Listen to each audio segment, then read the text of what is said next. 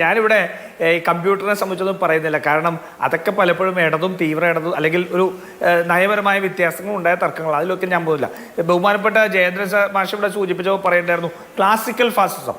ആ ക്ലാസിക്കൽ ഫാസിസം അദ്ദേഹം പറഞ്ഞത് ഹോളോകോസ്റ്റാണ്. അദ്ദേഹം അതിനുശേഷം രണ്ടാമത്തെ സെക്ടറിൽ ഗുജറാത്ത് വംശഹത്യയെക്കുറിച്ച് കൂടി പറഞ്ഞു. അപ്പോൾ ഗുജറാത്ത് വംശഹത്യ നടത്തിയ ഒരു പാർട്ടിയും അതിന് നേതൃത്വം കൊടുത്ത ഒരാളും ഭരണത്തിലിരിക്കുമ്പോൾ ആ ഭരണകൂടം തീവ്ര ഹിന്ദുത്വ രാഷ്ട്രീയം നടപ്പിലാക്കുമ്പോൾ ക്ലാസിക്കൽ ഫാസിസം ഇനിയും എത്ര അകലെയാണെന്ന് അദ്ദേഹത്തിൽ നിന്ന് കേൾക്കാൻ എനിക്ക് ആഗ്രഹമുണ്ട്. സമയമില്ലാത്തതുകൊണ്ട് ഇടുന്നില്ല. പിന്നെ പ്രത്യയശാസ്ത്രത്തെക്കുറിച്ച് പറഞ്ഞു. പക്ഷേ ഒറ്റ കാര്യം പറഞ്ഞാൽ മതി, പ്രത്യയശാസ്ത്ര ചർച്ചകളിലേക്ക് കടക്കാൻ സമയമില്ല. പക്ഷെ കോൺഗ്രസിന്റെ പ്രത്യയശാസ്ത്രത്തിൽ നിന്ന് ഈ സ്വാതന്ത്ര്യപൂർവ്വ ഇന്ത്യയിലും സ്വാതന്ത്ര്യാനന്തര ഇന്ത്യയിലും ഒരു ഘട്ടത്തിൽ പോലും RSSുമായും BJPയുമായും ജനസംഘുമായും സന്ധി ചെയ്തിട്ടില്ല.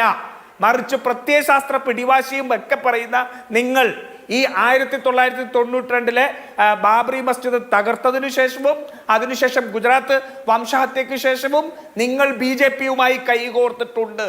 അപ്പൊ പ്രത്യയശാസ്ത്രം എങ്ങനെ വിശദീകരിക്കുക എന്നുള്ളത് ഞാൻ പിന്നീട് സമയം ഉണ്ടെങ്കിൽ വിശദീകരിച്ചാൽ. പിന്നെ ജോസഫ് സി മാത്യു പറഞ്ഞ ഒരു കാര്യത്തോട് ഞാൻ വിയോജിക്കുകയാണ്.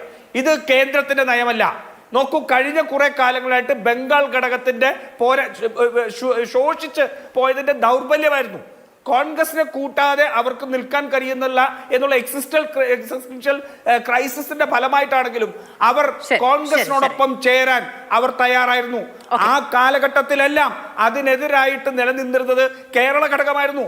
കേരള ഘടകത്തിൽ പിണറായി വിജയന്റെ നേതൃത്വത്തിലുള്ള ഘടകമാണ് സീതാറാം യെച്ചൂരി നിൽക്കുമ്പോഴും പ്രകാശ് കാരാട് നിൽക്കുമ്പോഴും CPMന്റെ നയത്തെ തെറ്റിക്കുന്നതിനുള്ള നിലപാടുകൾ.